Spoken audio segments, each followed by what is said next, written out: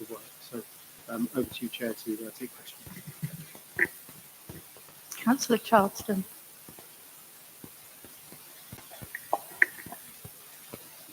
Thank you, Chair. Thank you very much. This is actually in my patch, so this is very local. So I know the area. Just because obviously it's between the allotment and the river. So the boardwalk would be that tree bit. Yeah. Yeah, just yeah, so the work we're doing, is it going to be machinery? Are you going to, is it going to prevent dog walkers? It's a very good area. And I'm really in favour of you. Yeah, I mean, initially, we'd probably want to close it off whilst we're doing the work. It would be a track digger, so that we'd have a digger on there, and then we'd have a dumper truck or some kind of truck that could take the soil up to the park. That would probably be a couple of weeks, of course, and that, so it'll be a temporary. But after that, it'll be up again. We originally wanted to lower the riverbank and flood, but we've been there a few times since, and there's a really good connection between the river and the floodplain. The problem is once it's on there, it dries too quickly, so we're just trying to hold the water. So we won't be impacting the water. Councillor Taylor. A number of questions, if I might, but I'll fire them out rapidly, and then you can do them in any order you like. So the connection between this project and the Environment Agency, the flood relief, if you could comment on that. Will the allotments be more prone to flooding or less prone to flooding? Could you tell us more about the snails and the archaeology? What's there? I thought it was just a whole bunch of mortar bombs and ordnance from the Second World War. So curious to know what that is. Thank you. I'll start with the flooding. So it won't have any increase in flood impact. When the drains are low, the initial flood will probably reduce the downstream flood risk slightly. And then once they're full, it'll be a neutral effect, so there won't be any effect there. The second question was, just remind me. Any order? Snails? Tell us about snails. Tell you about the snails. Okay. Now, I haven't been looking at the snails, so I've done 5 surveys with my friends, but I haven't looked at the ecology. But they're a terrestrial species. They need reed beds, they need that kind of vegetation, but they're terrestrial. So they don't want to be in absolutely wetted area in the can't survive in the streams. They just need wetted soil. So what we've tried to do in this place is avoid the areas that have got historic snail populations in that reed bed, but work around them to actually wet the soil up for them. So in wet weather, they'll go up the stalks of the vegetation. In dry weather, they'll hide. And hopefully that's what we've done this year, is hide. Because we haven't found any in this place. In fact, in all the surveys we've done, and we've probably done 40 to 50 this year, we found them in 3 locations. Which tells you that the habitats all around Wiltshire are drying out for them now, or there's been habitat change. So what we're trying to do across Wiltshire and in this side as well is improve that wetting of the soils to try and restore them. They'll travel around. Obviously, snails are very low dispersal, but they get caught up on theirs, and that's how they move from side to side. Archaeology, but I'm also surprised to find, given that the river levels, according to the Environment Agency, have been above average levels for the last 5 years. So why there's a drying out problem? Yeah, I mean, it floods. So we know it's flooding, that's a problem, but then you'll get prolonged droughts. So once you've got a prolonged drought, the soil dries out. And at that point, you will get outgassing and carbon dioxide. So a peat soil like this should be storing it, and that's dependent on that quality. So it's not drying out because there's no connection with the river. The floodplain's working perfectly well. It's just it's drying rapidly because of the prolonged summer. Archaeology. I can't remember the report off the top of my head. I think at that top end there is some Roman archaeology. There's suggestions that the river's been straightened and moved to the west. And that's, originally there would have been an extended floodplain there. And that's the yellow watching brief is because there's potentially some archaeology there. And the white area, the archaeologist who did the report was suggested was made back there. Once the report's done, I can get it over to you so you can have a read yourself.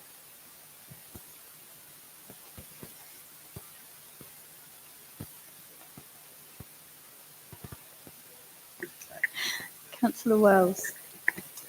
Yeah, I just got a question which is, I don't think significant in terms of the decision, but on your first slide, each of the areas of land had a score, a value.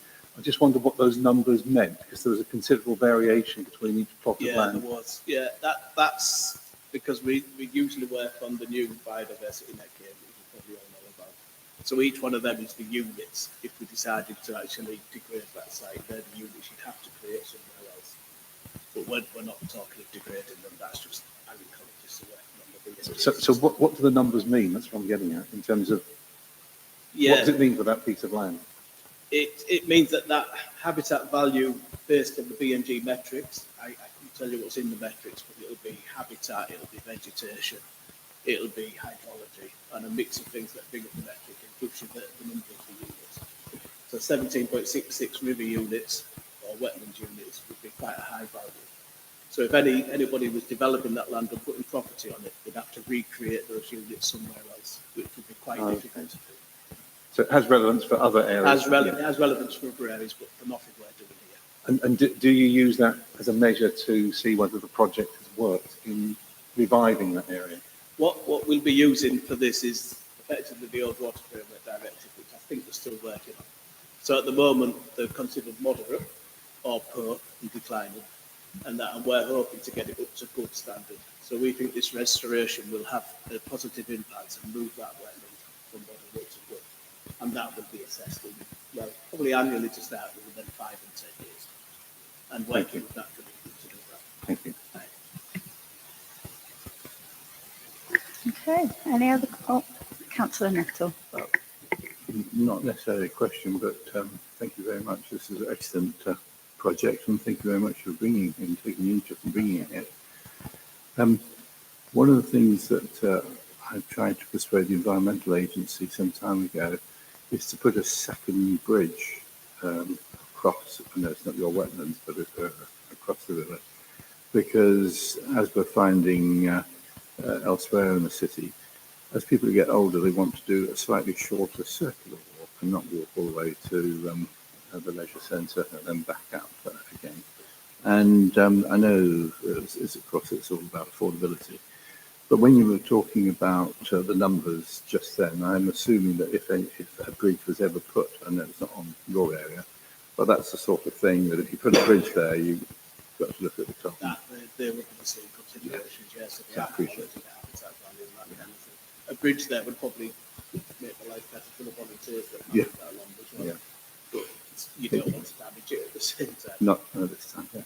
And my final question is really, we're picking up disposable gas cylinders at the bottom of the Nadder and the Avon, quite a lot of them. Okay. I just wondered if you'd seen them float past your area yet. I've not noticed them. I mean, that suggests that there's people going out there and camping or doing worse, but we haven't noticed them.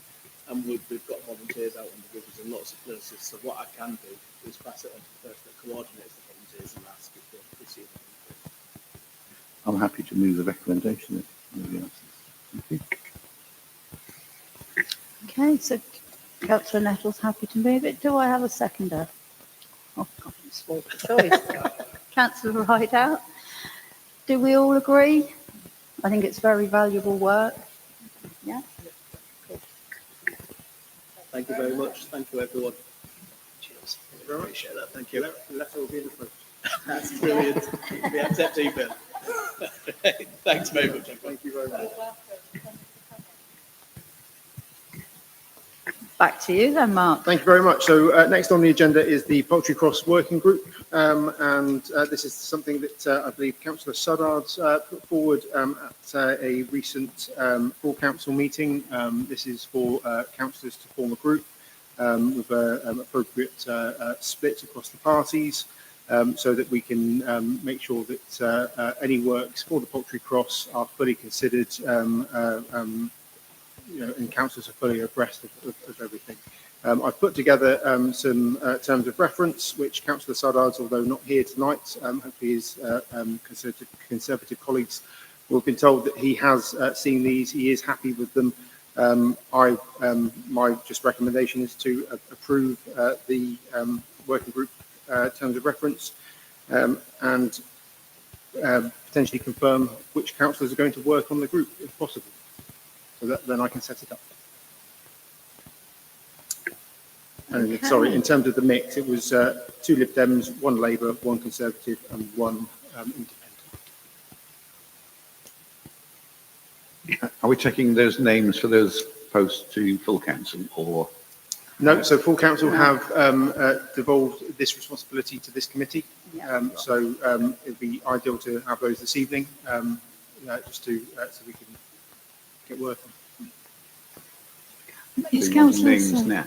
If possible, if councillors are unable to do that, perhaps they can, or perhaps it can be agreed that names will be provided to me over the course of the next week. I'm just wondering, is Councillor Suddards, I know he's not here, but is he one of the people that would be interested in doing it? Councillor Suddards, is he interested in being, he wants to be on the working group? Yeah. Yeah, I mean, we've obviously discussed it, and as you said, it's been to full council and agreed, and I just thought it's quite reasonable. The only question I had on it is whether, and of course it's for the group to decide, is whether that's, in it, you suggest Microsoft Teams, if that's agreeable by this committee, or even people, perhaps the people on the membership should agree that rather than us.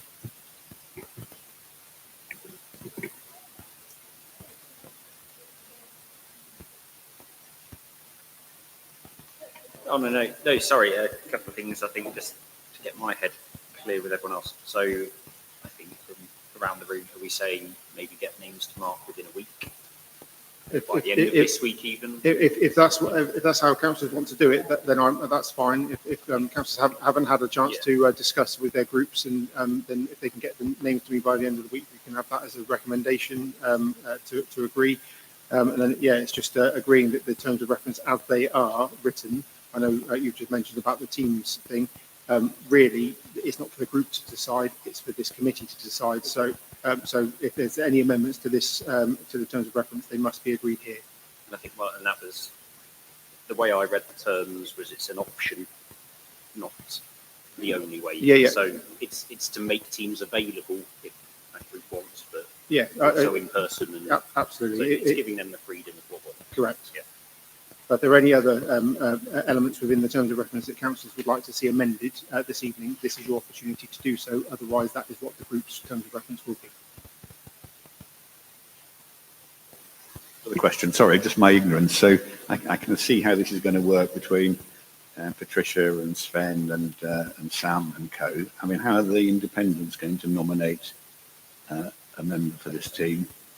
Well, we've sort of muddled along thus far in this administration, is all I can say. Whilst we don't work as an organised group, we do have conversations.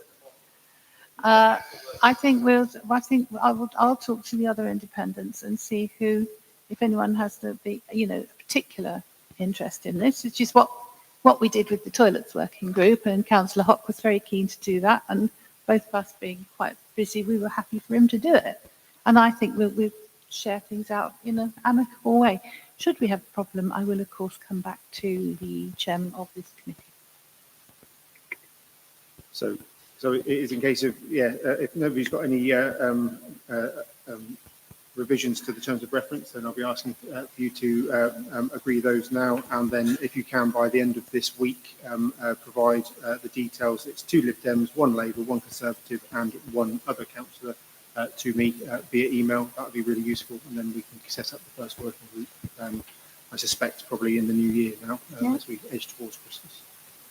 Okay, so I'm just thinking. I mean, I would obviously be interested in it, but I'm trying to organise the still working group at the moment. I'm wondering if they're going to overlap in terms of time commitments. No, we can make sure that they. To be honest, our corporate colleagues will also need to be at these meetings, so I doubt if they're going to overlap. They will need to be spaced out appropriately. Thank you. So are we happy to accept the recommendations? Yep, as they are, and it's just an amendment. Here by the end of the week, who wants to do it? Yeah, okay. Perfect, that's great. Done. Thank you very much. Sorry? Do we need to vote on? Right, go on then. I've moved it. You seconded it. I've seconded it. And I There we go. Perfect. Got ahead of it myself. gets Look. it tomorrow and it won't sit down and look votes it. Yeah. Where am I? Right, back to you then, Mark. Thank you. So this is the part where we give an update on what my various teams have been doing. I've invited Sean along tonight. He's our health and safety and facilities manager. He, as it says on the tin there, oversees all of these things for us. Been here now 7 or 8 months? About 8 months. About 8 months. So Sean's been doing some really, really proactive work, and he'll tell you a little bit more about that in a moment. So yeah, I'll hand over to Sean and go through the first couple of slides. Perfect. Good evening, councillors. Thank you for having me here today. I believe I've met most of you in the last 8 months. If not, I might recognise you because I spent 5 years in the communities team back in 2017 as well. So most faces I recognise. As Mark says, I oversee the facilities team and also look at health and safety. So I sort of have 2 hats. So I'll start with the facilities aspect and I'll move into health and safety in a second. So in the last 8 months, the team's gone to full strength. Obviously, I've come in April, as there's another member of the team. So there's now 3 facilities officer staff and myself overseeing all the city council assets. At the moment, the team's kind of working through our whole estate, trying to uncover and address kind of historic issues we have. A big part of it at the moment is making sure our compliance certificates are in date, so all our electrical safety certificates, our gas safety certificates and the like. All staff operated buildings such as Vicky Tool, Crematorium, Hampton, but as well as our pavilions and our public conveniences as well.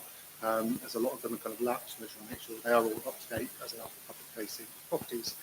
Another big part that they've been working on recently is looking at all our residential and commercial leases, sort of just kind of going through and reviewing them to make sure that the city council is upholding our responsibilities to all those tenants, but also that the tenants are upholding their responsibilities so that our assets kind of kept in the best condition they can be.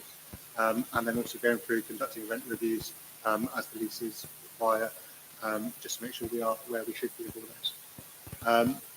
The team is also now looking at they are actually sort of carrying out weekly inspections of all our assets that we kind of occupy and use. So again, the public units, the pavilions, the staff operated buildings, just to make sure they are all up to date, to make sure we're a bit more proactive in terms of finding and understanding issues rather than being reactive as we were in the past.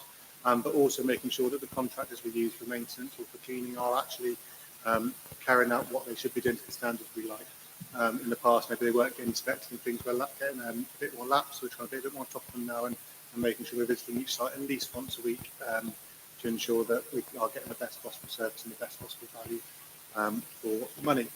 Another really important aspect at the moment to try and get the best value for the taxpayer in the city is looking at all of our utility bills. So we've recently moved all those across to one supplier on a fixed rate, or the vast majority of them are on there, to try and make sure we are getting the best value for money, identifying any kind of historic issues with bills as well, making sure they're all addressed so that we are where we should be with those as well. And lastly, on the slides, we're kind of working towards reopening the Market Square toilets. Also, there was a toilet working group, very aptly named, that took a recommendation to full council to get those open as soon as we can. So the team's currently working through those at the moment, trying to get across a few hurdles, such as it failing the electrical safety and needing a bit of work to get that up to date as well. So as soon as we've got that resolved, we can then look at opening as soon as possible. Next slide, please, Andy. So with my other hat, obviously health and safety. So again, been here 8 months, so still kind of feeling my way into it a little bit. But one of the first things we did was look at introducing a new base risk assessment template. It's a bit easier to follow, follows more of the industry kind of average that every other organisation is really using. The idea being a risk assessment, I should be able to hand to any single one of you in the room. You'll be able to identify what and talk about what the risk is and what controls we put in place to minimise that risk. Had some really positive feedback on that new template. Staff are starting to use it, which is great. And there's also a new procedure in place for it as well, where if staff are writing a risk assessment, they've then got to have that signed off by their manager. That then comes across to me to have a look at as well, to try and make sure we're a bit more robust in what we're doing. Another thing we've introduced recently is an online incident reporting procedure. So this is to try and keep track of what's going in across the council with all of our staff. In previous years, it was always on paper, not always getting filled out as much as it should do. So having that online reporting feature with our teams around the city as much as they are means they can kind of report wherever they are in the city and report what's going on. And in the last 8 months, I've had 19 incident reports reported via that online software and 11 in paper. So it is working, and the teams are using it. Don't worry, they're not all really high-level incident reports. They're all quite little minimised things, but the great news is staff are reporting it now. So we are aware, which enables me to track trends, make sure we've got the right PPE, make sure we're doing the right things, and review risk assessments where we need to as well. Another aspect of look at the moment is kind of to do with occupational health. So with our operational staff, such as the grounds team and the street team, we've kind of got a legal responsibility to make sure we are managing their health. So I'm looking to kind of bring in some more health surveillance, so looking at hand-arm vibration syndrome, making sure our equipment isn't vibrating too much for them and that it's not causing them any long-term conditions such as white hand syndrome. Looking at auditory testing as well to make sure the hearing's not being affected, lung function, skin assessments as well, just to make sure all our PPE is doing what it should be doing. As part of that, kind of links into noise surveys as well to understand how noisy our equipment is, what the ambient noise is from roads, for example. And another aspect is looking at exposure monitoring for our depot site. So I'm sure most of you have done a tour of that. At the moment, we have a one-way system coming through the building. We do have a couple of diesel vehicles left, just making sure that there's no diesel particulate left in the air that can affect staff that are based there, of which there are about 60 of us, I believe. Lastly, I'll touch on is kind of the security and safety of all of our operating sites as well. So kind of understanding who uses our buildings, why they use our buildings, when are they in our buildings, so that we can keep track of fire safety reasons for understanding who's coming and going. So there'll be a new signing system, for example, coming for this building. So it's quite a complex building, as you know, so we can understand from a fire safety perspective who's in here from evacuation zones. Just to ensure all our staff are protected as well as all of our visitors. I've also been kind of looking at our lone working policy. We have one overall one at the moment. It doesn't necessarily fit all teams. We're trying to break that down to something that fits everybody to ensure that we are checking in on all our staff. They're not being left to work alone all day long with no one checking in, so that we know that they are safe in their work again. And then also looking at firewalling training for all our sites to make sure that when we have events on, here's probably a good example where we have 200 people coming in pretty much every night in the run up to Christmas, making sure all the staff who are running those events are firewall trained, they can get people out of the building if they need to, and in the safest way. And then one that's not on the slide that I've started looking at recently is first aid training to, again, linking into those events and making sure the staff who are running those have the appropriate qualifications should something come up. That's sort of it for me. If you guys have any questions about it. Apologies if I spoke too quickly. I do tend to do that. Councillor Wells. Thank you. A couple of questions, actually. Very interested in the issue of ensuring that work's carried out appropriately. And it's really nice to hear that things are going to be checked. It's just the timing of things in terms of, does the check on the work comes before the payment? Yes. Okay, because I think that's really important. Yeah. That's a straightforward one. The other one is to do with occupational health. Yep. I just want to know about the balance between management monitoring and workforce referrals. How does that work? So the referrals would come through the team that come and do it. They noticed there was problems. The idea with health events is we should really be doing it from day one when staff come in before they start using any equipment or going out on site. Obviously, if it's not in place at the moment, that's not necessarily possible. So the plan would be to have someone come in once a year and check every staff member, or probably over 4 times to check every staff member, for example. So they'll have a checkup yearly, and then we do that and keep, try and identify any trends. So that's sort of what we'd use that service for, is their role to identify where there are issues and make referrals where they should be. It gets quite tricky with personal data, so there's only so much as staff will be able to know about another staff member. So then that's why it's really important we get the right company to do that testing. So is there a process by which the workforce, if they become aware of something, that they can report it? The sort of lines of communication are quite clear for them. Yeah, so if they notice that for themselves, as our incident reporting, where they've noticed it internally, we'd review their risk assessments and the work they've been doing, or if it was something that came up in that occupational health surveillance, then that'd be something that they would flag back to us and go, is your PPE right, working in the right way? Have you considered this? Have you considered that? I've already had the company come around and do one walk around with me of all of our operational teams to see what they do, and then they would continue to see that throughout the period of the contract as well. Thank you. Councillor Rideout.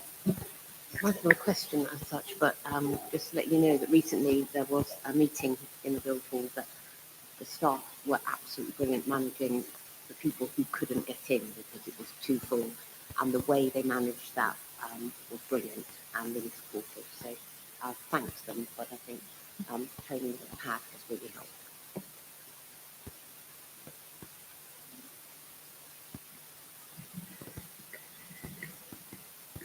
Thank you. So I will just take you through the rest of the slides for my team then. Really away.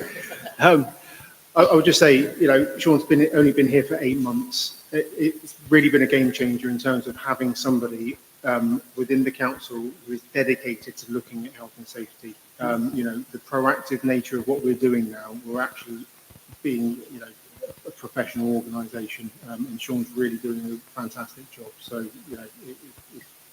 well done. Keep doing it. Anyway, pre-planned maintenance. So Sean oversees the facilities team and health and safety within the council. Mostyn, our estates manager, is still looking after the pre-planned maintenance side of things.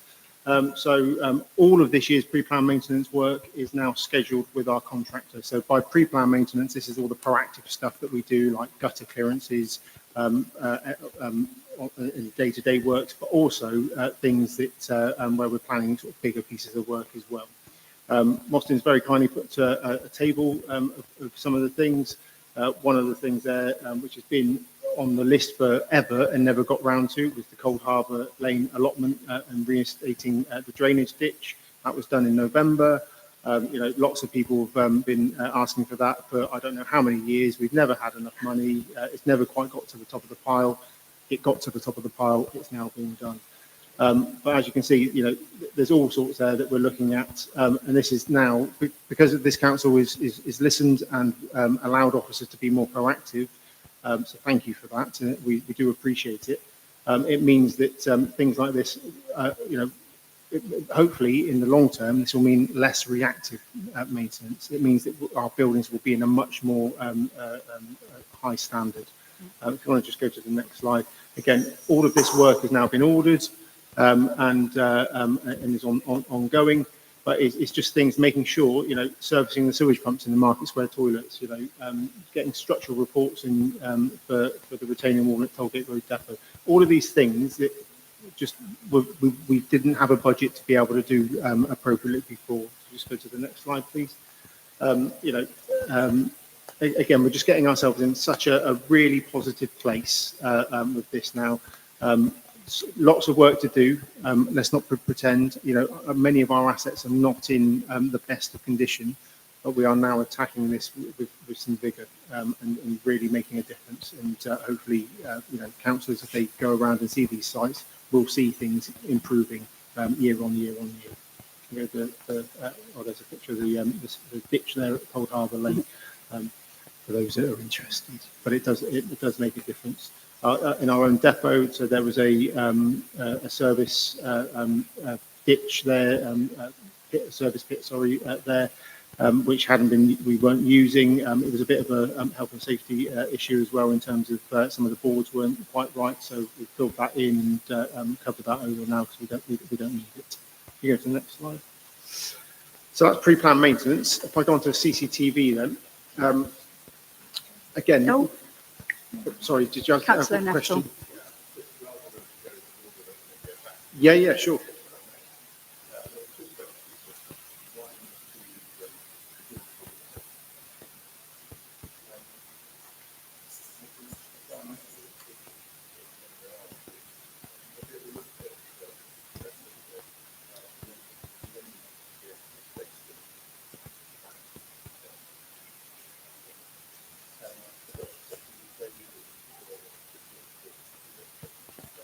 So in terms of the works, environmental works at the Guildhall, the main focus with the funding that has been available has been on the lighting improvements. I don't believe to date we've looked at any of the windows or doors or anything of that nature, but there's no reason we can't.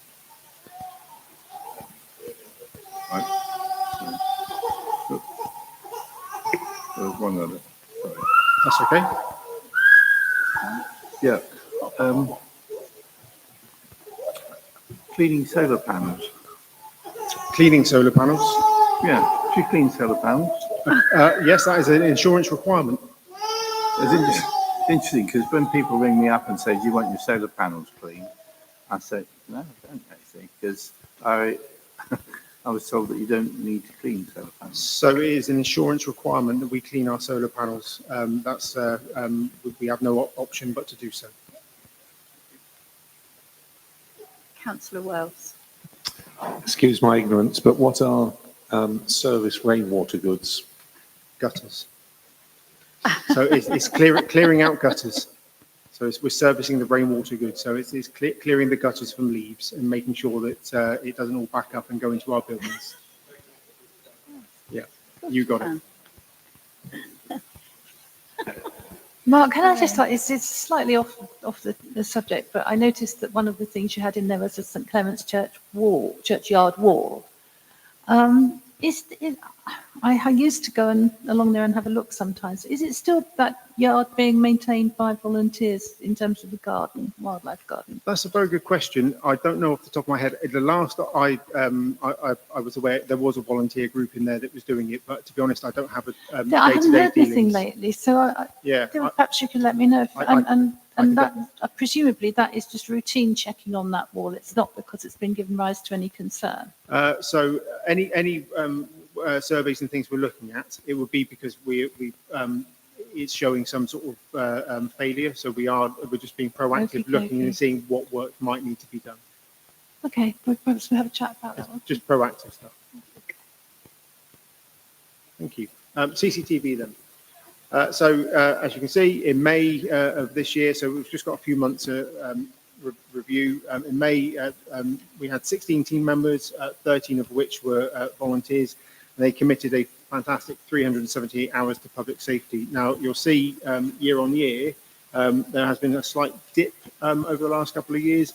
That's because the number of volunteers that we currently have has dropped off, although the volunteers that we do have, they are putting in a serious amount of volunteer time. We currently have, I think it's 2 or 3 new volunteers just going through at the moment. But I mean, this isn't just volunteering where you just turn up and get going. You have to go through SIA training. You have to go through police vetting. You know, then probably about 6 months worth of training to be able to be left in the control room on your own.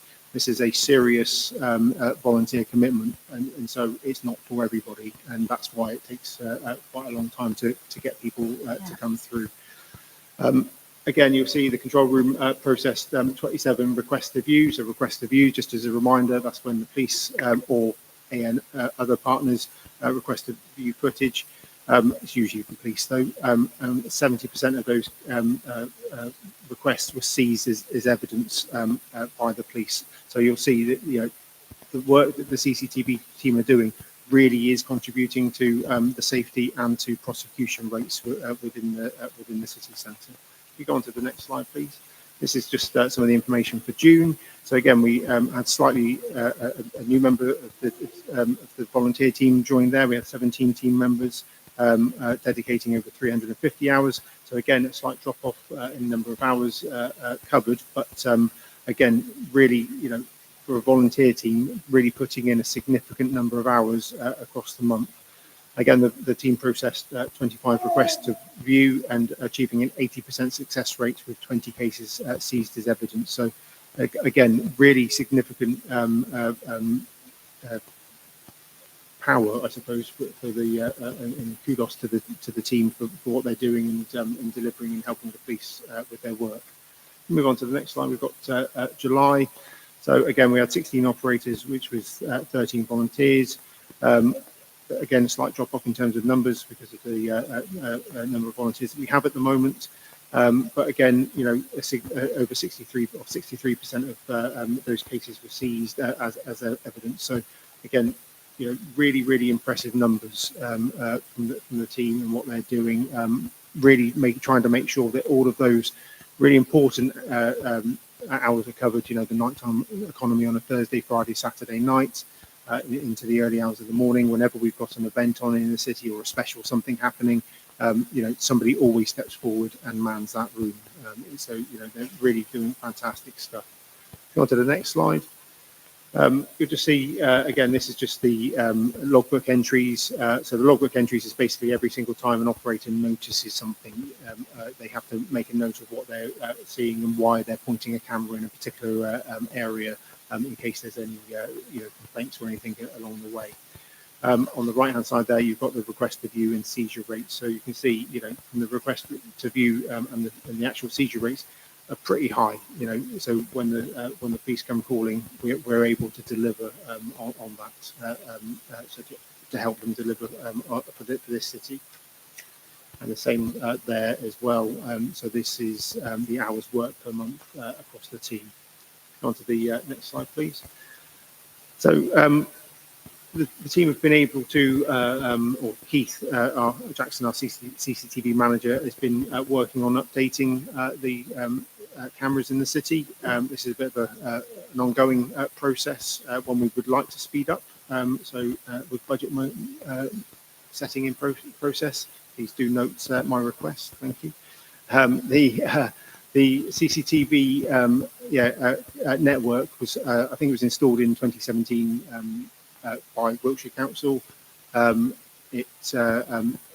nothing lasts forever, things become obsolete, etc. So Keith has been working really hard to on the most important cameras, so the ones along which service the nighttime economy, etc. We've been able to install some new high definition PTZ cameras. PTZ is pan tilt zoom cameras, so they can be manoeuvred around. Some of them as well of those multi-view cameras, so they're actually, rather than just filming in one direction, they're actually filming in multiple directions all at once. So again, if an operator's not there, there's less chance of something not being captured in case the police need it at a later time. And as it says there at the bottom, the 10 vital city centre cameras have been upgraded to 60 gigahertz. Now, I didn't know what that meant, but basically the mobile phone network, the Wi-Fi network across the city now uses similar bandwidth to what the CCTV system was first initially based on, which means that as things are trying to communicate, it makes it more and more difficult. And by upgrading to this 60 gigahertz, it means that there's less chance of the cameras dropping out.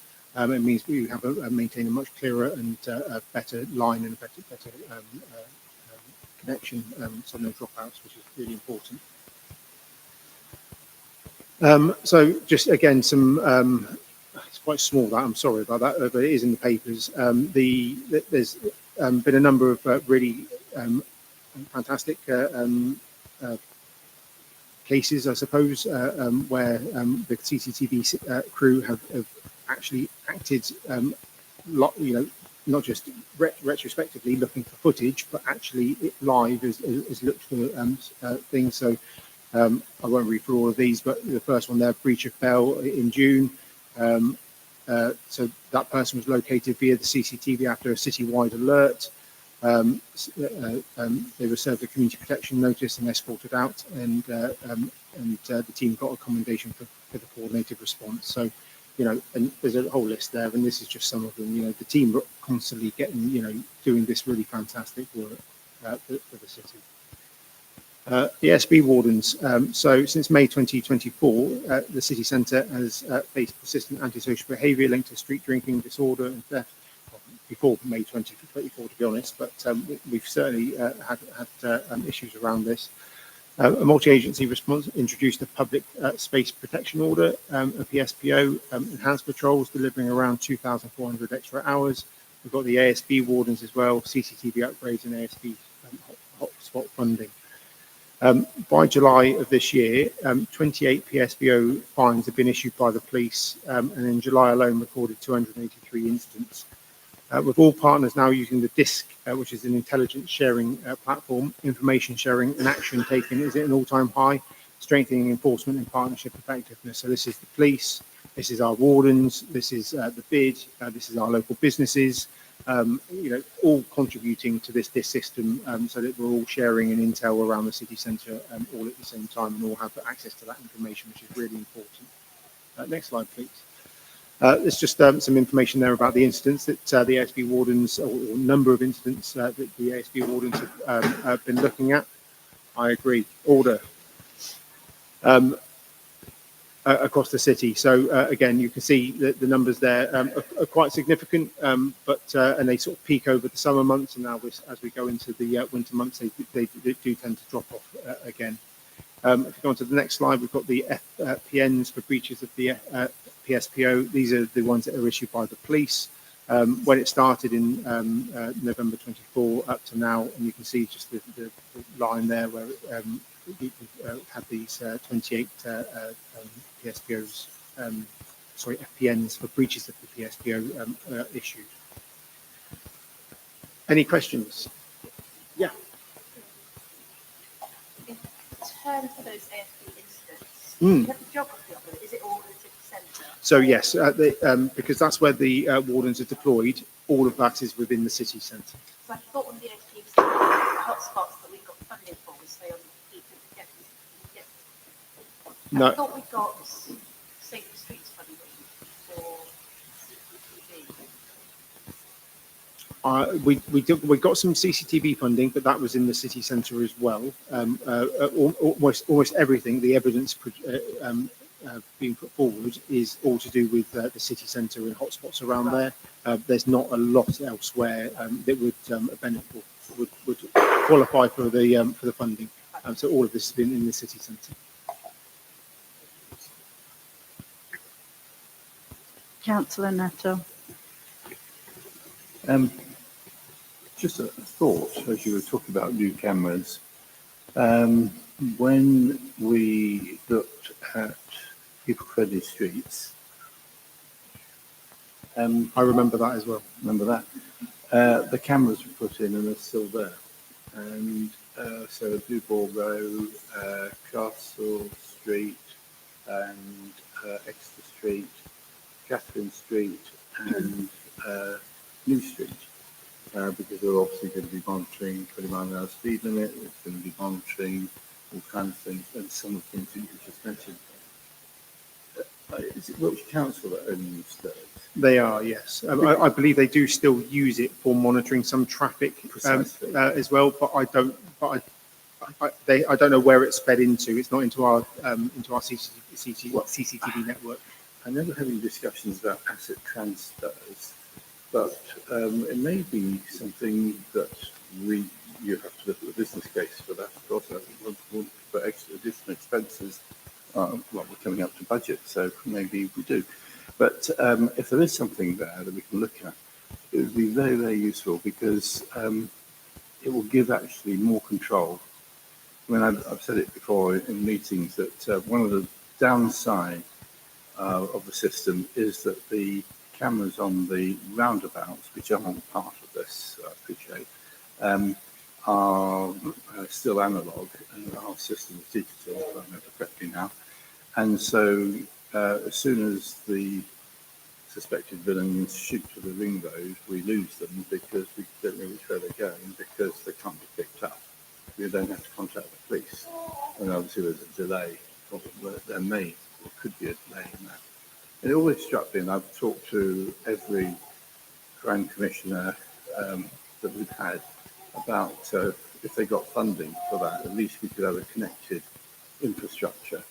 We may not want to manage it, they may want to manage their own systems, but I just feel there's a piece here in the jigsaw that we're missing that would be quite fun to bring together and be a big benefit for us all.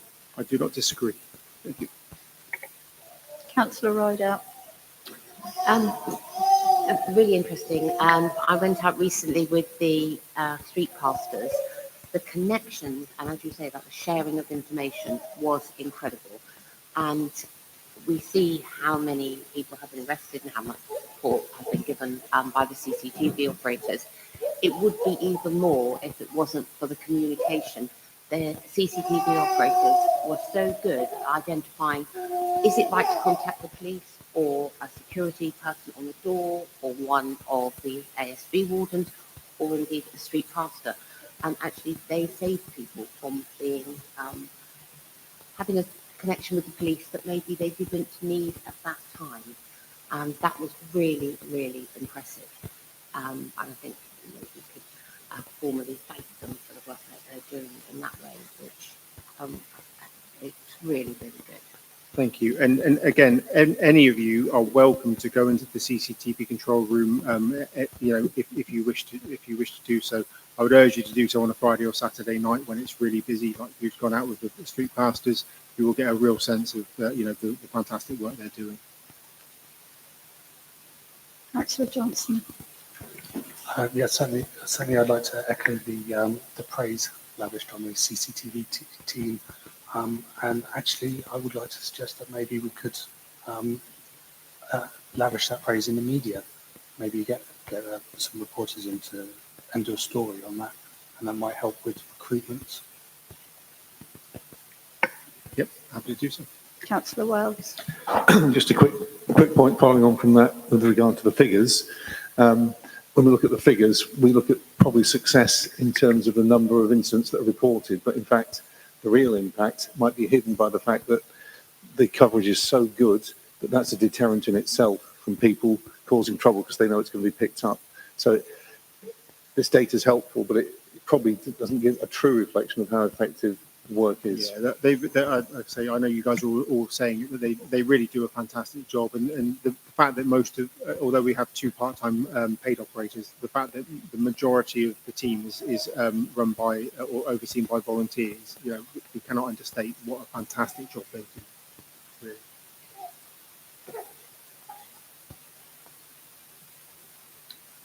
Okay, on to the crematorium then. So, current cremation figures are about 11% below target as the end of September, resulting in an income shortfall of just over £68,000. This is reduced from 13% below target at the end of August and vindicates officers' proactive efforts in reducing the deficit by bringing forward the increase in cremation fees and charges in September instead of our usual 6-monthly review in October. Together with seasonal trends, we're expecting that shortfall to continue to reduce as the year progresses, and hopefully we will hit that income target for the council. One of the really, really fantastic things that's just about to be undertaken up at the crematorium. It is one of our biggest carbon emitters.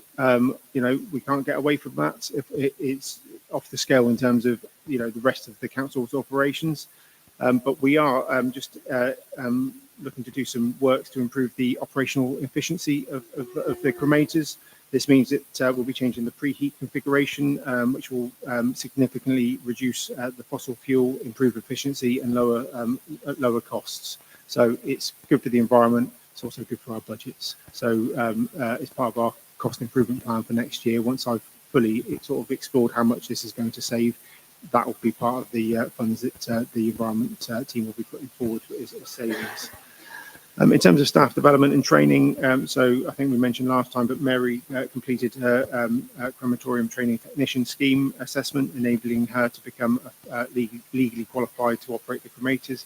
And she joins both Neil and Russo in our crematorium technician as the 3 members of staff who are legally able to operate our cremators.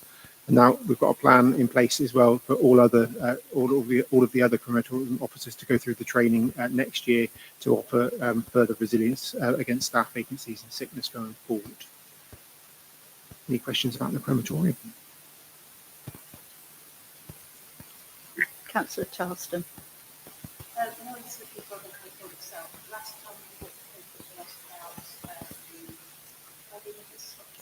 Yeah, the cemetery regulations.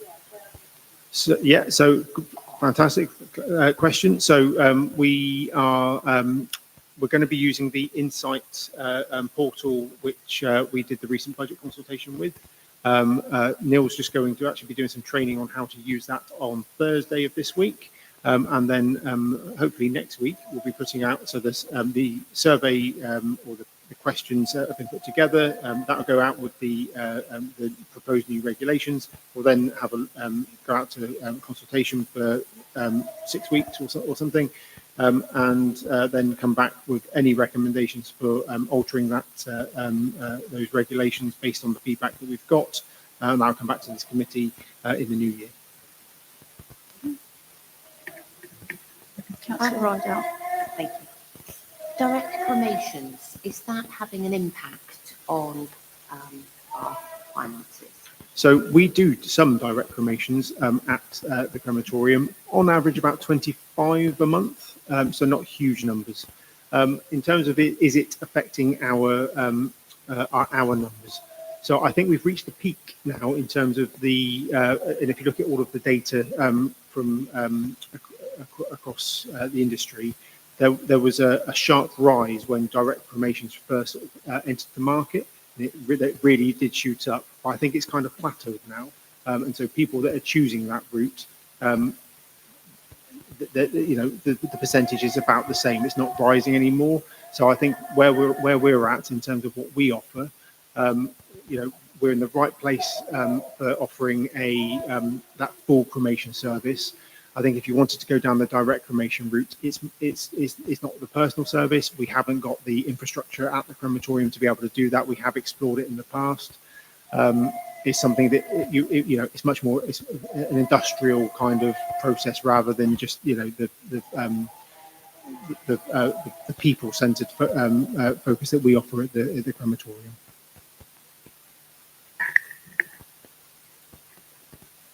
I'll agree with you there about the direct cremations being really unpersonal.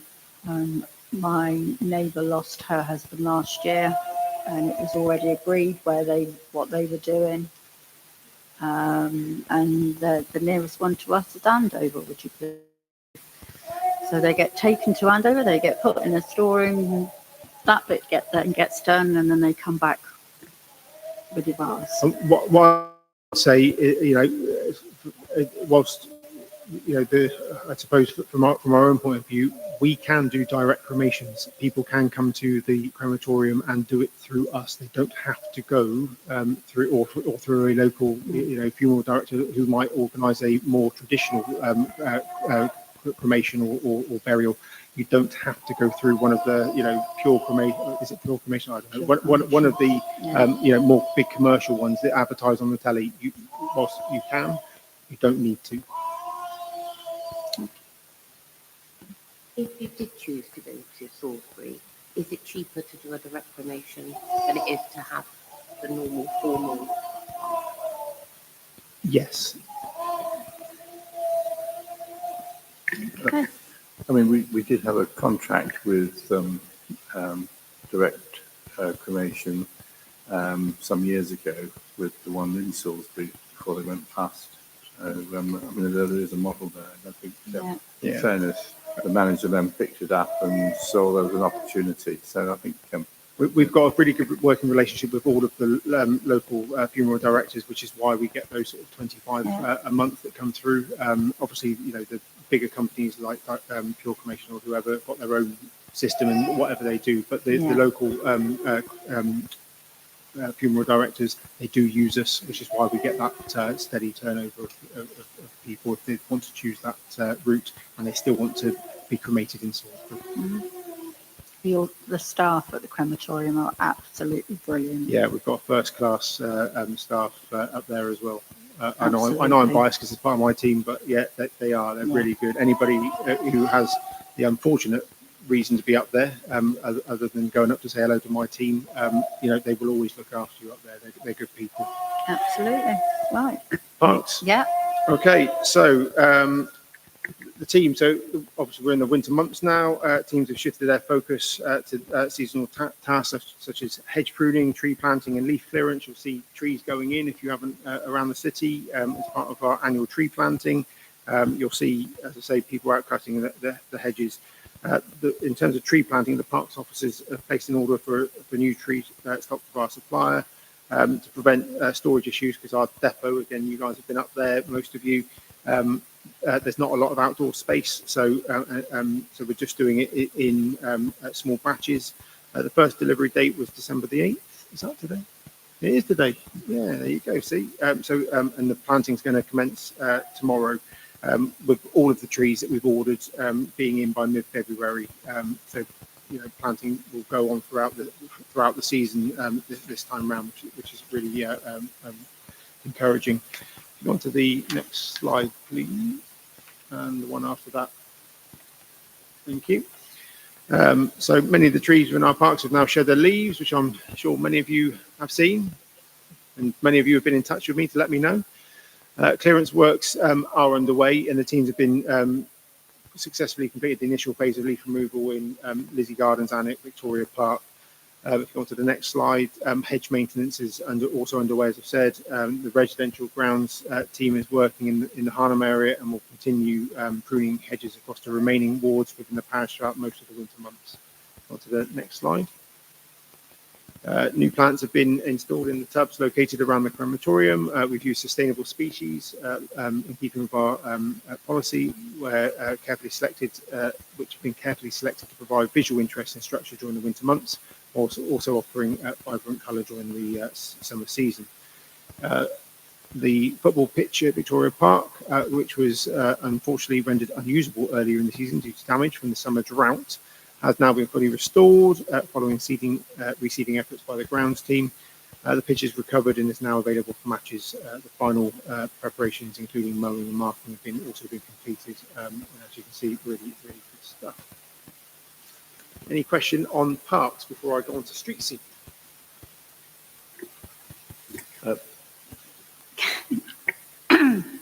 Councillor Taylor.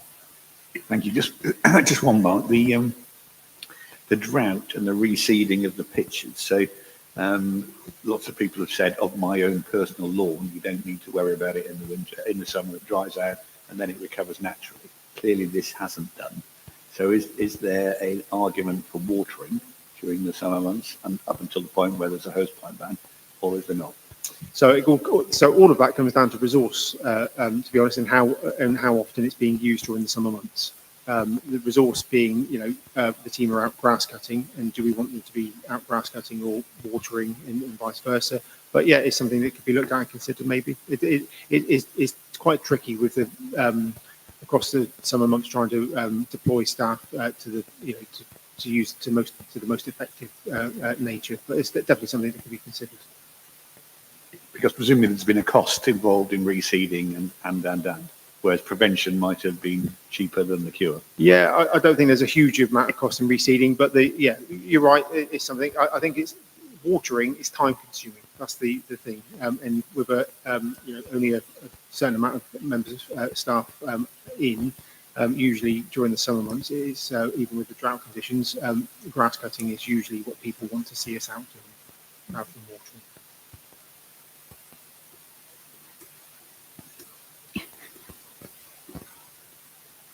Anyone else? Oh, Councillor Johnson.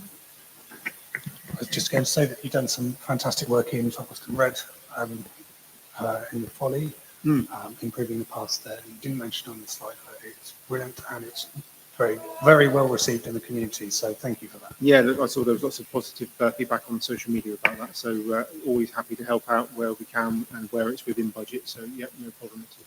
Councillor Nettle. Just before we leave parks and open spaces, I just want to say a big thank you to Mark and his team.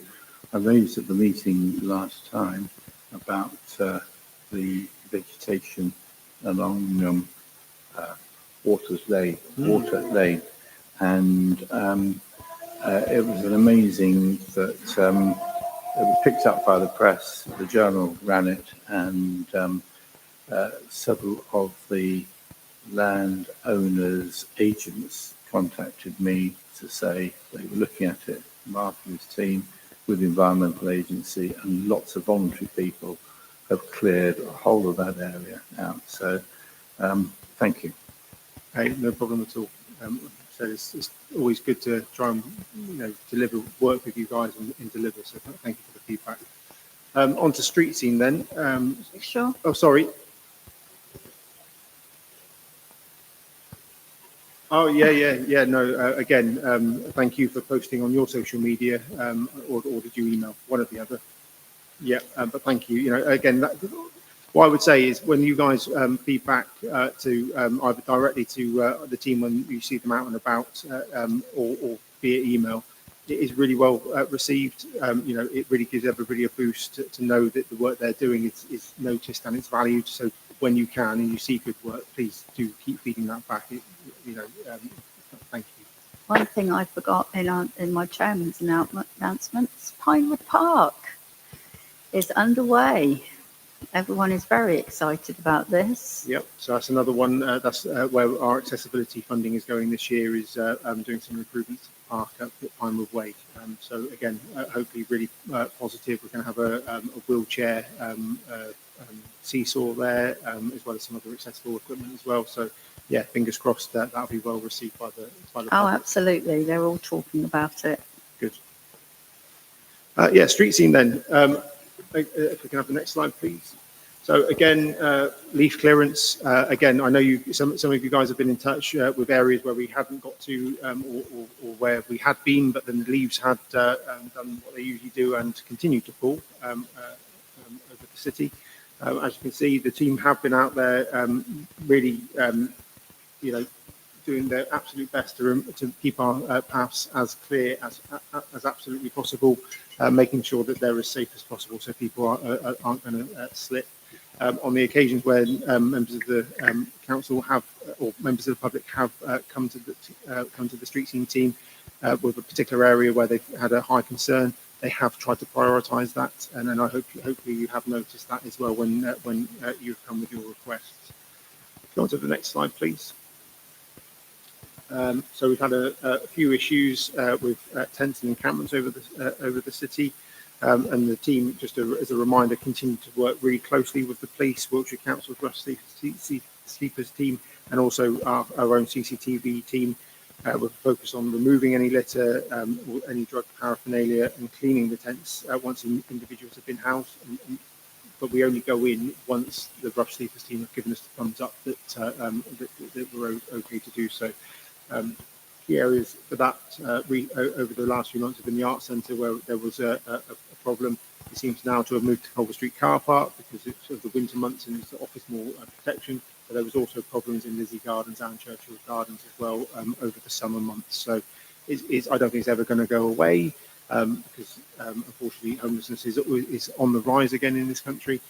But I want you all to be rest assured that we are working always in partnership with all of the organisations listed up there to try and help people first and foremost, but also to keep the city clean and tidy at where we can, and we do our bit as well. Next slide, please. So, sorry. Yeah, just interested in what you were saying there, Mark, about working with agencies to support people that are in that situation. Where does the responsibility lie for the car parks in terms of negotiating that? So in terms of when you say negotiating, do you mean the car parks themselves, apart from Lush House and the car parks in Churchill Gardens, whatever, the rest of the car parks, like Culver Street Car Park, they belong to Wiltshire Council. So the responsibility for whoever may be there falls to Wiltshire Council in terms of, the Rough Sleeper team anyway, that's a Wiltshire Council agency. The police get involved if there is persistent antisocial behaviour, but only if it's persistent and causing a real nuisance. But the key is always, like I said, unfortunately, we're in a situation at the moment where quite often, as quick as somebody is rehomed, somebody else takes up the space, and that's a bit of a problem. But so we're always working to try and mitigate as much as we can. And on the subject of street scene, do you refer issues such as faeces and urine in the car parks to Wiltshire Council? Yeah, anything that we see where there's an issue which is beyond our remit or our responsibility gets fed up to Wiltshire Council in terms of that. So when the tents first started appearing and there was issues with doors being blocked at Culver Street Car Park, it was our team that alerted Wiltshire Council to that in the first place so that they could go and investigate it and take appropriate action.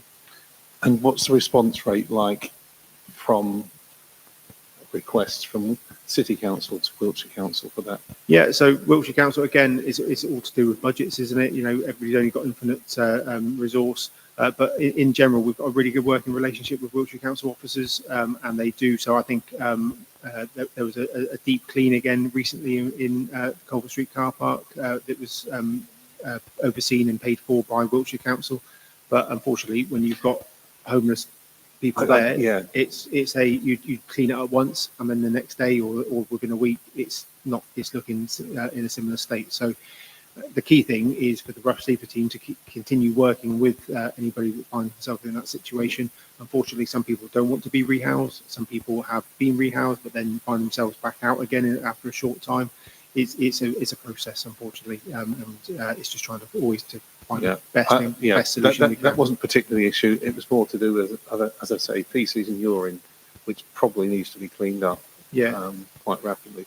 I made the mistake of, I forgot which laptop I was on, and I clicked on street scene and got a very curt message back from Wiltshire Council saying that the thing, I can't remember where it was, I reported something that was clearly our remit. I just forgotten which street scene. Which one? Yeah. So, but I did refer one in Culver Street. Anything sort of beyond litter picking in Culver Street is Wiltshire Council's responsibility. Thank you. Onward, sorry, yes. Sticking with street scene then, in terms of reports coming into the council, they've actually reduced by 31% year on year, which indicates maybe, hopefully, a bit of a trend in terms of the fact that our team are actually on top of things, and that we're actually getting there before the public can notice that there's any issues or any problems. However, it's important, I think, just to note that there have been major increases in fly tipping across the city over the last few months. I think there seems to be a national problem as well, and there's been some stuff on the national news about this. But thankfully, not quite as bad as some of the stuff on the national news. But the biggest proportional rise from our street scene manager was shown in October, where we had 193% rise in terms of the issues that we've had. But again, we are working very, very closely with Wiltshire Council, although it's our responsibility to go in and clear anything, because that's where it sits. The prosecution of said offenders sits with Wiltshire Council, and we do work really, really closely with them on trying to pursue that where possible. And occasionally you do see in the press where Wiltshire Council have been successful in prosecuting individuals for fly tipping. But again, when you guys or any member of the public report it, we try to get on it as soon as possible. We want this city to be clean and tidy. Questions? Councillor Nettle. Thank you, Chair.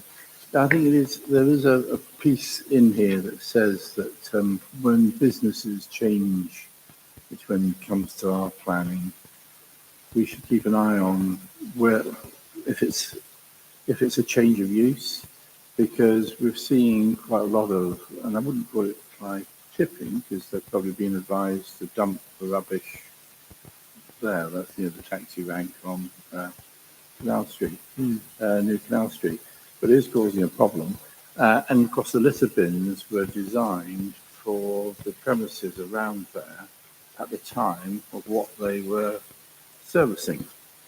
And I think that it's a sort of wake-up call to me and to all of us that when we see a planning application and it's a change of use, we need to ensure, and I know we're only consulting on this, so we need to ensure, but highlight to our colleagues at Wiltshire that this is going to possibly create more rubbish, and therefore the sheds, the litter sheds there or anywhere, just won't cope with the amount of stuff that's coming through. And it is appalling to see just bags, and of course, and it could be boxes or whatever, and may well be, splitting them open, or it could just be people looking for food, because unfortunately that's probably what's inside them. And I think that's a great shame, really, because it just makes that whole area very unsavoury. And I know, and I take my hat off to Becky, and she's working with Wiltshire Council to try and get this fixed. And I know it's not the first time, but we've had issues there. Yeah, again, the street scene team really do work hard to, with Wiltshire Council's enforcement team, to keep this city as clear of commercial waste as possible. Everybody's got it should have designated bins in areas where they can store their waste. Most businesses do as they're requested to do so, but when they don't, we are on it. Okay. Onto the fun word of budget monitoring. It's always me. I'm sorry about that. So yeah, budget monitoring. I don't think there's anything in here that you probably haven't already seen, but I am happy to take questions on this. I mean, the recommendation is for you to note the council's financial position as of the end of September. But I think you've seen most of this probably either in full council or in finance and governance for those of you that are on that committee. Does anybody have any specific questions about the environment budget lines? Yeah, sorry, I've got my sorry. Councillor Nuttall. Thank you. The only question I had was on the Wyndham Park wall. Yep. So we budgeted 85. Correct. And before we have 85. So that's completed, or is this still outstanding? No, that one's outstanding. So yeah. With Wyndham Park wall, we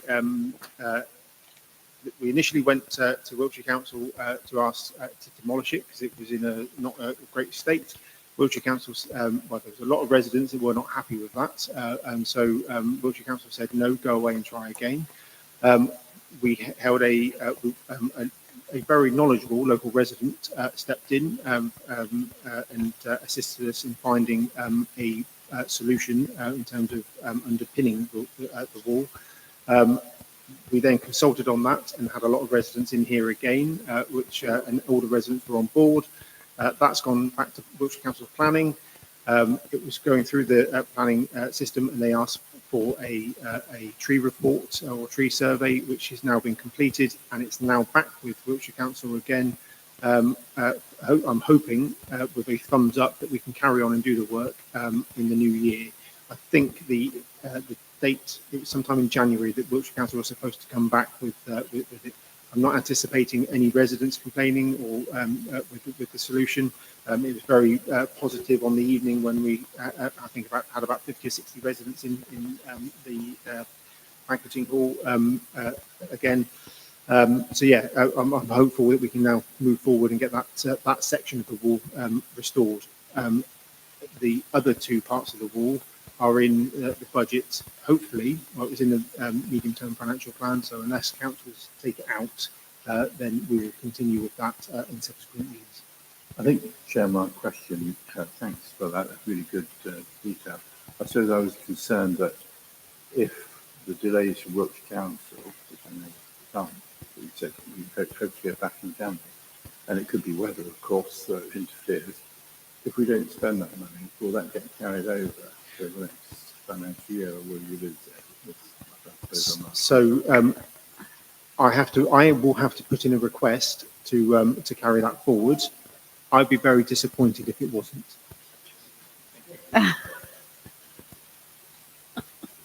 Fair enough.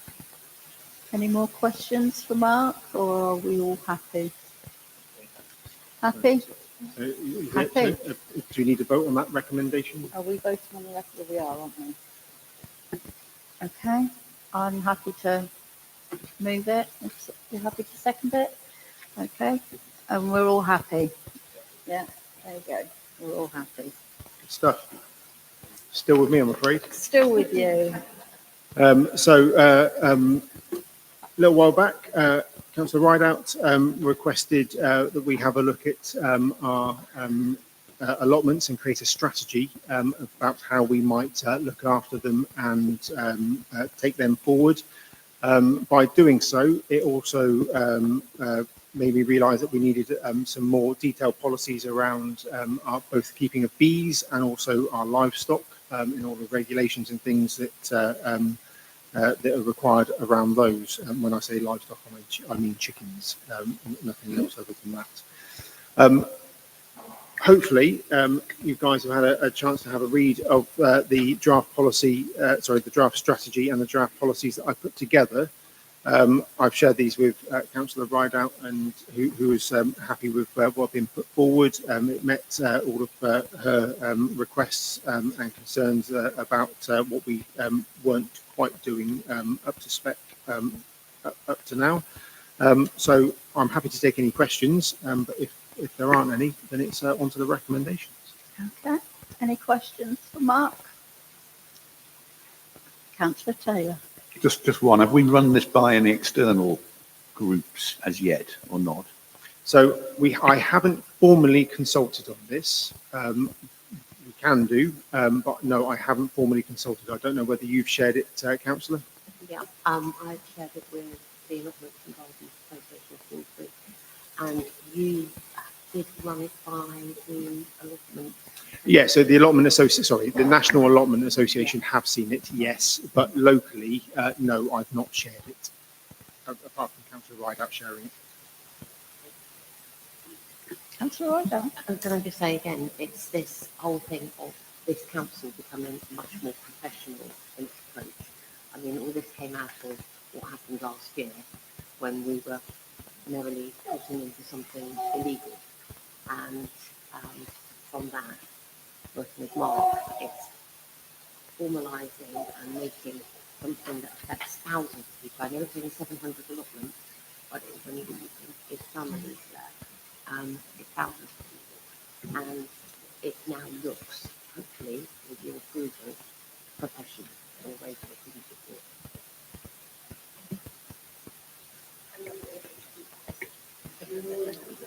Who knew? Who knew all of the regulations around keeping chickens? That yeah, absolutely. It was a fun Friday writing all of this.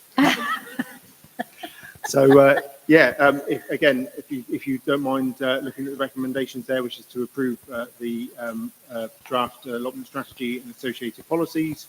Note that the implementation will include annual reviews, tenant surveys, and reporting to committee, and improve the inclusion of biodiversity and accessibility improvements in the council's forward plan and budget considerations. Do I have? I think you should do that, actually, Sharon, considering this was your hard work gone into this. Well done, you. Seconder, Victoria, are we all in agreement? Yes. Yeah.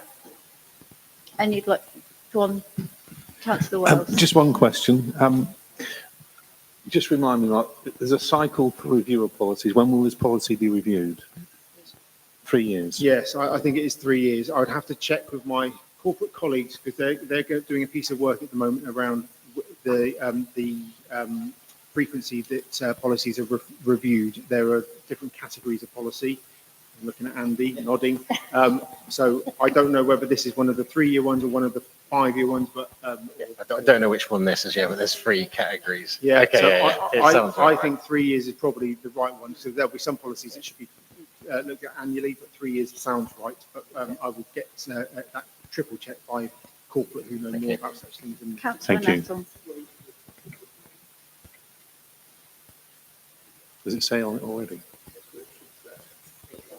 Oh, it's got the date on it. So usually, yeah, there's a table where it will say review. Just because this is the first time, we haven't actually added it yet. Okay. Okay, everybody happy? Is that all through? Good stuff. Okay, next agenda item then is the proposal for the installation of permanent SID, speed indicator devices, so SIDs. This report seeks councillors' approval to install permanent speed indicator devices in the city, beginning with proposed installation on Manor Farm Road. It's important for me just to clarify that at this time we do not have permanent SIDs in the city. We only have deployable ones, and the reason we only have deployable ones is because most of the information out there when you sort of do your research indicate that speed indicator devices lose their effectiveness if left in a one place for too long. However, the Milford Area Preservation Group are really keen to see a permanent speed indicator device put down at on Manor Farm Road, which is constant problem and an issue down there in terms of speeding vehicles. They're willing to contribute £1,500 towards the cost of any SID for that area as well. Looking at good quality speed indicator devices, and if it is going to be a permanent solution that council wants to approve, we're probably looking at about £5,000 for a good quality solar speed indicator device. We would have to obviously do our due diligence and have a proper review, but for these purposes, I would keep that figure in mind. In terms of, as I said, the sort of the considerations around this, you know, as I've said, best practice really is that evidence indicates that the effectiveness of SIDS really does reduce if it's left in one location for extended periods. So when you're making your sort of considering this, you need to consider whether this is going to be effective and whether it's going to be worthwhile. And where one appears, others will ultimately, I'm sure, want to follow. So, if my second thing would be, if the council does make budget for this and subsequent ones, I would suggest that any requests for subsequent speed indicator devices comes back to this committee for approval for them to be installed, and it's not just left to officer decision. It needs to be, you know, agreed that it's a sensible thing for them to be installed in certain locations. Over to you guys for questions. Yeah, Mark and I had a brief conversation about this afternoon. Whilst Mark has some evidence that the effectiveness of SIDS decreases if they're left there for a long time, I do feel that when residents have stumped up their own money and prepared to put their money where their mouth is, we have a duty to try to work with them. I don't think that we can just say, no, we think we know better. I think that would be unfortunate in these circumstances. My personal opinion of SIDS, which go up and down along the Netherhampton Road, is that I personally find them very effective. They certainly make me think twice, and I think when traffic is zooming off the Harnham gyratory after a period of frustration queuing at the lights, there is a tendency for people to go zoom, you know, put their foot down. And that little sign has an impact. And when you've got roads like that, which are not just used by local people who might get tired or it might lose its impact, might get tired of seeing them, where there's a lot of through traffic like that, not necessarily people making the same journey over and over again, I think it could be very effective. And it is one of the things which I proposed to bring to the SIL system when it gets going, because I think maybe the answer as a compromise might be for the council to invest in one or two more of these machines for itself, so that they can be deployed, if not permanently, then more frequently where most needed. So that's my view. Yeah, well, I have to disagree with that summary personally, because there is a system in place which enables you, and I've put this in place myself in my ward on several occasions, to monitor speeding. So if there is an issue around speeding, a significant issue around speeding, the monitoring of that section of road should reveal that.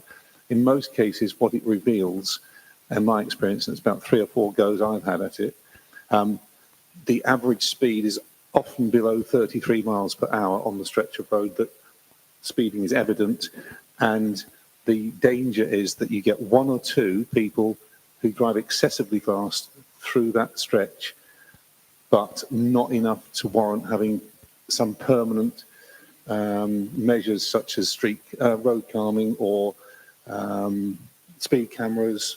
If there's a real issue, you need something stronger than one of these devices, because it just discourages people. I doubt whether people who have a tendency to speed They jump red lights. They won't take much notice of these devices. I don't think it'll target the people that you would hope to target. And I do think that if it becomes commonplace, they'll just become part of the furniture and it will lose its impact. The other thing about roads generally, I mean, there are factors which come into play which are not always evident. Congestion being one of them. Congestion is probably the best way of reducing speeding. And if the roads get more congested, then that certainly slows traffic down. Parked cars slow things down, which happens on Stratford Road. They speed when there's nobody parked outside, but more often than not, there are things parked there, so that slows that down. I'm just not in favour of using those devices because I think they do have a minor impact for a short period of time, but long term, I don't think it addresses the issue. Jeremy. Thanks. I mean, I have a lot of sympathy for this because in Lower Bemerton, in Jenny and I's ward, that this is a big problem. So, first of all, as there is some similarity in as much as we're both 20-mile-an-hour speed limits, that actually causes a problem because the council just has the one 20-mile-an-hour SID, and therefore, you know, that. And in fact, recently, about May time, when we asked for one to be put in, it broken down, and it's taken a few months for it to, I think it's now been replaced. When I looked at the cost to put permanent ones in, it was at least £10,000 for the two, which is 5,000, but that's our costs. The next costs are you have to take this to LHV, and the poles are at least £300 a time, so that's 600. So you're looking at £11,000 to £12,000 to put these in. So though it's brilliant that the local residents are putting 15, and I totally agree with you. If the residents are putting money in, we should find a way, but it does need to go into a budget for next year if we're going to do this. And I totally agree that if we, you know, there's many of us that want this sort of thing. I have two mixed views about SIDS. I totally agree with Annie that, you know, when you see it, it makes you think, you know, the speed and the rest of it. Some people say, like we've heard, is that if it's always there, it's part of the street furniture. And there are a lot of youngsters on bikes trying to go fast so they can get up to that speed, but you know, which also is a bit dangerous, isn't it? So I'm on the fence still on whether they should be permanent, but I do think there should be more of them for the council to put out to help these people, because it is totally frustrating. If it went through the LHV, what would happen is they would do a survey, Wiltshire Council will do the survey, and you'll come back with what the average speed is. If it's more than 20 miles an hour, then there's a good reason, good evidence to put the SID in. If it's 30 miles an hour, you know, there's even, but if it's what happened to us, it came back around 22 miles per hour was the average. So, you know, residents' expectation was somewhat hard there because their view of cars speeding was very fast, and the reality is that it wasn't quite as fast as they thought. But I do, to close, I do think that we as a council should invest in more so they can be put in right places, and we do need more of that. Thank you. Victoria. So, thank you. I think I agree with Annie's point about residents, but I also definitely agree with the evidence led. So, in terms of the Marathon Road, have they done the traffic survey? Does it say that it's two flats? And is it also in our rotation of Just deployable, yes. deployable? Temporary, Yeah. yes. So yes, so Wiltshire Council have said that they have no issues with us putting a permanent SID on that location. Yep, I believe so. So they have had a thing. I'd have to have a look at the actual figures, but yeah, they've had a survey done and they've got no issue with us having one down there. So Paul Shaddock, who's I liaise with on these things, he said a similar thing, which is the evidence doesn't suggest that a permanent seed will lead to permanent reductions in speed. So yeah, but they would allow one down. So we don't have a rotation as such. We have requests. We have a list of where they go, depending on where issues appear. Councillor Taylor. I'm just slightly anxious. I mean, we're in budget setting scene now, aren't we? And this is it's another amount of money. I mean, this is a Wiltshire Council issue predominantly. I mean, we've mentioned the LH fig. John's mentioned what's gone on in his ward. I mean, this seems to me that if there's a significant issue and a traffic survey has been done and speeding has been identified, we should be going back to Paul Shaddock and discussing options rather than we, the city council, taking it on. I do find the fact that the local residents are putting their hands in their pockets is very encouraging, and I think we shouldn't be churlish and accept their money, and then if we can fund another camera, another speed device at some stage, and make sure that road is covered reasonably often, that might be a good compromise. But I do think we ought to go back to Wiltshire Council and find out what the big picture is really. Councillor Foster.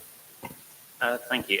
I think a lot's been said, but particularly in the response to what Victoria asked, we don't have a rotation policy. We maybe want more of these temporary ones, and the evidence suggests they're better than the permanent solutions. And I think putting all that together, whether we move to, and maybe, I don't know, put an amendment in here to say that it's not, this may not be the solution, recognising that money's there, but what we all agree, and maybe therefore an amendment at the bottom there, is we need to look into the provision we currently have, whether that's fit for purpose, and increasing that. And I feel that's the way we're going. So yeah, I just wanted to move along to the point of potentially, let's improve our temporary options. Let's agree a policy or process for how they get deployed to meet our residents' needs, rather than just the ad hoc request process that it seems we currently have. And I think that's where this committee can support and move forward with the residents, as opposed to a singular example we have in front of us today, which the evidence may not be the best solution. So I'd rather than commit to an iffy option at the moment, let's come up with a really good plan that we can improve in the future. Councillor Rideout. Whilst it's really commendable that the residents are wanting to fund it, I do feel a bit uncomfortable about those who can afford to fund something like this, and there may be another street where there's a lot of speeding where residents will not be able to, and it could be set for quite a precedent, which is a bit concerning. Also, I don't feel we have the evidence in front of us about the level of speeding for us to be able to make a decision. And as it brought up, it does seem to be more for Wiltshire Council. I wonder if we could defer this and say to the residents that we're very grateful for their offer, but that it has raised a wider question.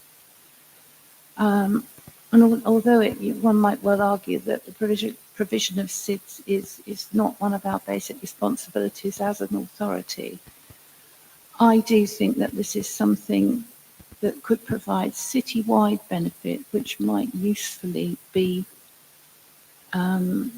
funded from SIL once we get this going. If we could get 2 or 3 of them and then move them around the city, thereby meeting the needs of whatever residents groups raise them, without it becoming a drain on the resources that from our revenue budget, because we don't want to mess about with that now. And it is actually what I would consider to be a nice to have, which is exactly what we should be showing residents we're doing with their SIL money. I can't prejudge what the Silk route, when it gets cracking and once it's reported back to the council in January, I can't prejudge what they would say, but to my mind, this is a sensible use and a reasonably moderate use of money that could benefit the wider city. So I would propose that we defer it, say thank you very much to the residents, and we will come back after the budget setting process, which we're all in the middle of already and we don't need to disrupt. Councillor Wells. Something just occurred to me, which I wish I thought of it earlier. The process is you're concerned about speeding and you have speed monitoring, and one of the outcomes is they put a SID in place.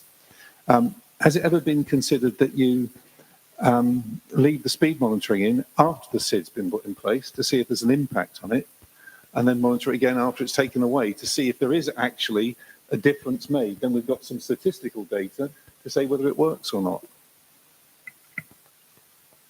Councillor Foster.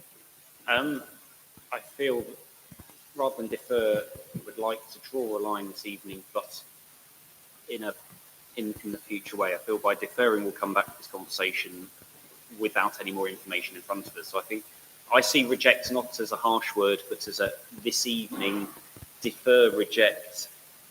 We're not approving it this evening, and so I mean, as I say, I come back to actually we don't need to defer this, but by passing an motion, and I will say an amendment in a second, we will get more information in front of us so that we can make a better informed decision in the future. I feel if we defer till after the budget with nothing else, we'll just be here and there'll be nothing in the budget, and we'll all say the same things of well, the evidence says or doesn't say. So I'm going to say it and then others can ask. I would move this motion with an amendment, so I would keep 511 the same, reject that prejudice. We're not saying they can't come back if they feel so strongly, but this evening it feels in the room and I say we reject a permanent installation on Manor Farm Road. Therefore, we don't need to worry about the budget provision for it. We don't need to worry about the £1,500 this evening. And then I'd like to amend 514 to keep that there, that any future requests do continue to come to this committee, but that this committee, with Mark's help, look at the current process for SIDS and looks to update that to the benefit of our residents as we so wish as a committee. I would just like to say to that I am not proposing, my proposal was not that we should look at funding them through our revenue, and I think that's very important. But I tried to keep it so broad. We could decide that, as you said, SIL may be a really good option. Revenue might be an option, but rather than narrow anywhere, I think I'm agreeing with you that we defer, but we defer with an action, an agreement we will do something, as opposed to we just pretend it never happened. So I think that's it. I want to defer, but with a motion that says we are deferring to go away and think about this as a committee and make sure that we get a good plan. Okay. Victoria. Can I just add to Councillor Foster's for saying, yes, let's look at this as an idea of how we process. The process is capital within the run of wider agreement of LHB and Wiltshire Council. Speaking of isn't our register and it's nice to do. So let's make sure we're not doubling up the work. Yeah. Let's make sure we're integrating our work within the wider work. I think that's it, yeah. Yeah, get all the information.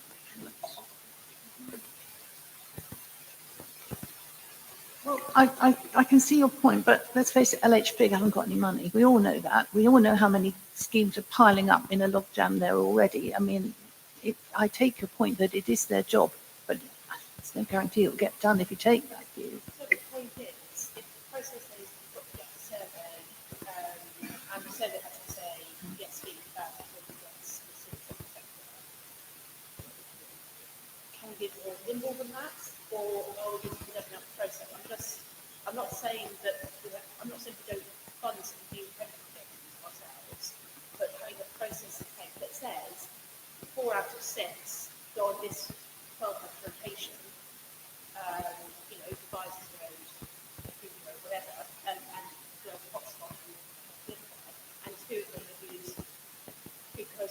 noticed kids running down. That's Sorry. So you're saying that we should have, so we should have more. It's just a question of how we do it. yes. And let's look at that. But I think we can't say much more this evening. No, okay. I think that's. Jerry said we've only got one to click on now. Yeah. Clearly that's not what we've done sitting on the sides. I think, yeah, for me, it's the, and I know Asa said at the last full council, I'm sorry. We don't have room for another working group. I don't If we want did, another I'd be working moving group. that way, but we can't. So let's, as a committee, work on this as a working group might. And actually, you know, we get the reports, that's lovely, but this could be something we in this room, as we can, get right, rather than bit piece occasional things come in. So I'm happy with that, and I'm happy to accept that amendment as long as we understand that we're not talking about making a commitment on our revenue budget. no commitments this This evening. is, if it is funded, it should come from elsewhere, from citywide SIL or something like that, which I'm not in a position to give guarantees about at this moment. I think what I've said is I will sit on the fence on everything this evening. I think Now, I think that's what I've tried to say is like sit on the fence this So evening. the other and thing decide which is, side to drop. are you saying that we look at temporary ones that can be moved around? Yeah, I think that's it. The amendment says this committee moves to explore new Temporary ones, not permanent. process that works within which integrates the Okay. Can somebody read that back to us? Andrew's feverishly beavering away. Sorry, Andy. I mean, keep it simple. I mean, it's basically a policy review, isn't it? That's what we want. So yeah, so obviously we're doing 5.1, yeah? So this one's fine. These two will be removed then, yeah? Yeah. Okay. And then we're keeping this part, yeah? We're taking that out We for can the... take that out as well. Okay, yeah. I think we keep 5.14 just as a stopgap of, yes, of course, any future requests have to come in. That's just saying any future requests come to the committee. So you want me to keep that one, yeah? I think that's just a good rule to have. Okay, yeah. And then if I make another point underneath And that, then maybe separate another it. one. next this committee wants to explore I got this bit, yeah, that's it. Want to explore. Yeah. an increase in our temporary states. Yeah.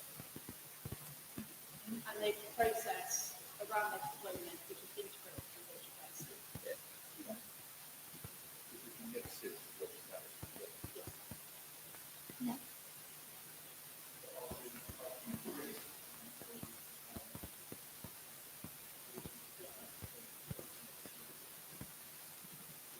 Process.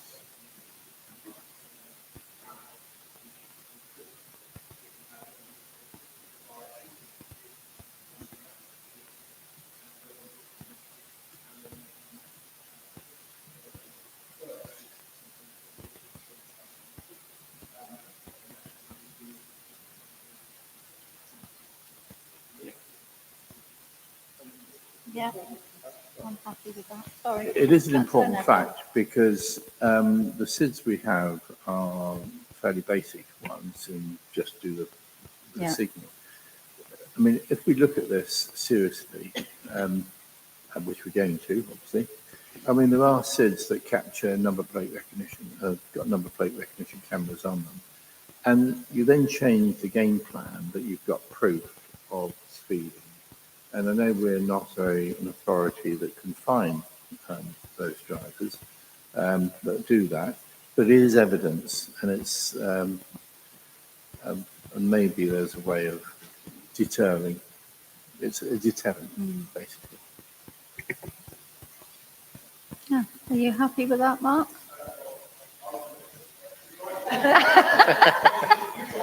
Well, have you got the gist of what we want? Have you kept up so far? Right, okay. Okay, so on the changes that have been made. Oh, Can we actually thank the the residents for their offer, because Oh, I think that's an absolutely. I important think a part. letter should go to say thank you, because that's very good that they've done that. And that because of that, it's drawn out. It's drawn up to the fact that we don't have, yeah. Yeah, no, I think a letter to them would be a good idea. Yeah, okay. Okay, so would you like to? Can we have the words, please, Chair? Yeah, can Andrew put the words up for us?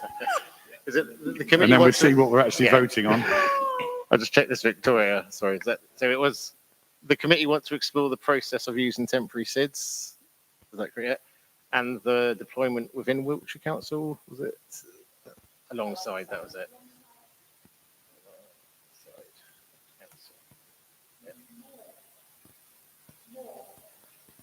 Yeah. So the committee wants to explore the use of more temporary SIDS. Yeah.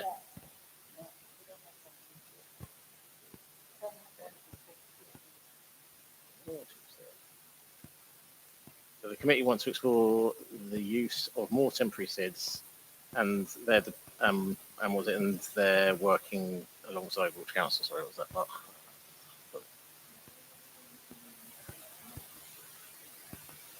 So they're the kind of yeah. Yeah. So like, if we were exploring this option, it would come back with more information for you to decide on the funding. Yeah. And to add that, yes, Mark will write a letter to the residents. Yeah.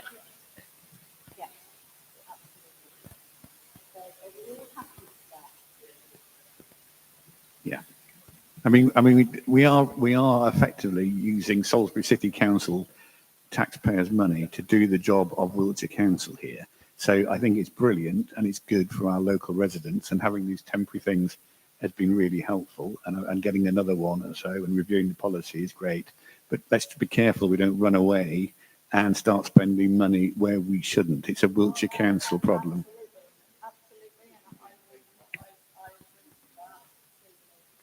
But we do have some already. So, that decision has been made in the past. We own SIDS now. We just want one or two.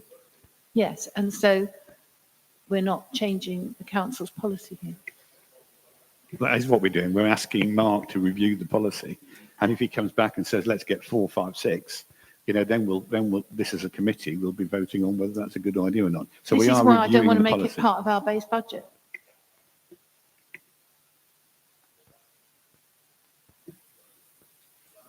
And we all need to be aware they are not for permanent ones, they are for temporary ones. They will be moved around the parish where they're needed. Yes? Anybody second that? Sounds it, and that's all set with it. That's right. Just trying to move on. Go on, there you go. Just trying to move on. Okay. We're going to vote on it, yes. All in favour? There we go, yeah. Okay, yeah. All in favour? Yeah. All right, okay. No, that's fair enough. Yep. Okay. Yep. Okay, yep. Just one abstention. Done. Awesome. Okay. Oh, sorry. Oh, John, sorry. Right, now that we've got through that, I'm going to go to LHFIG and ask if we can use our speed monitoring process to monitor the impact of these things, because I don't think we don't really know whether they work or not, or how effective they are. And it wouldn't cost us anything to put some up somewhere and do some speed monitoring before, during, and after. That could be done without costing anybody anything, and would have some idea about the impact of these things, which might in the future help negate all these long discussions about whether we have them, whether we don't. I actually agree with that. I mean, we've been waiting for, how many years now for the 20 mile an hour round Bemerton and Lower Bemerton, and when I got told after having a SID in Gainsborough Close, you don't have speeding issues in Gainsborough Close. Really? Do we not? I don't hear them screaming up and down the road then. No, because you've got parked cars, so that slows them down. Yeah, try telling a child that when it nearly gets hit by one. So I'm not too keen on that. Yes, Councillor Johnson. Just to address John's point, two of our 5 SIDs, I had a discussion earlier with a member of Mark's team. 2 of our 5 have capacity to log speeds, activation speeds, but we don't at present have anyone who can download that data and analyze it. So I believe Becky is looking into that. So we could possibly consider that. So the temporary SIDs themselves can give you that answer without needing to go to a metro count type survey. That's brilliant. Yeah, yes, let's do that then. Yeah, absolutely. I think that's a great idea, actually. It's all right having the SIDs in place, but you need the information to make a valid decision, don't you? Do you know what I mean? It showed up this, so therefore that's what everybody's doing. It doesn't work for me, I'm afraid. It isn't one size fits all. Okay, so there are your instructions then, Mark.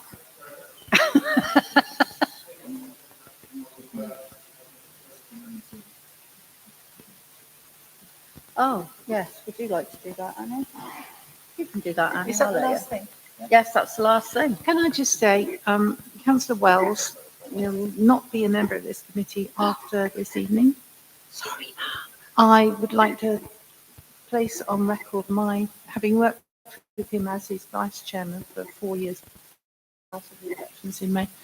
I'd like to place on record my gratitude and my admiration for his hard work and common sense and depth of knowledge and good nature.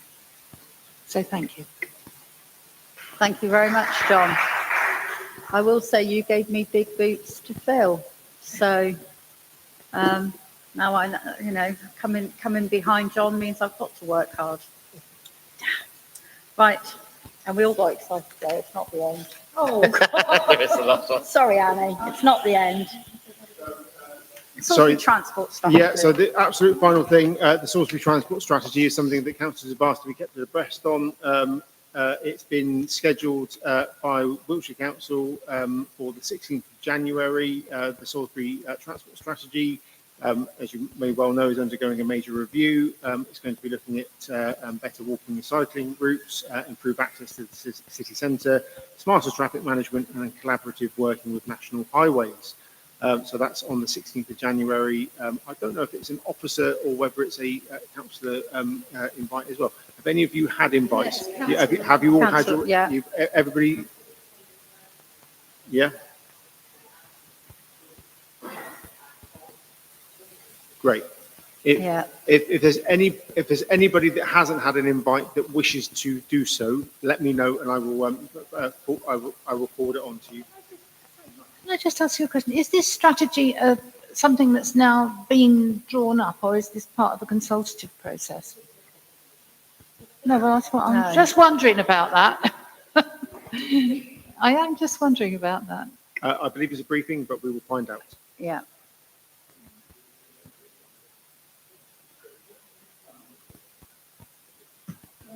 Oh, okay. And that is everything I have to say for this evening. Thank you very much.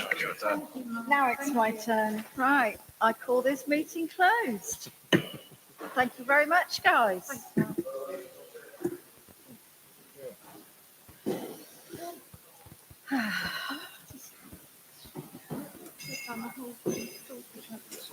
Again, without any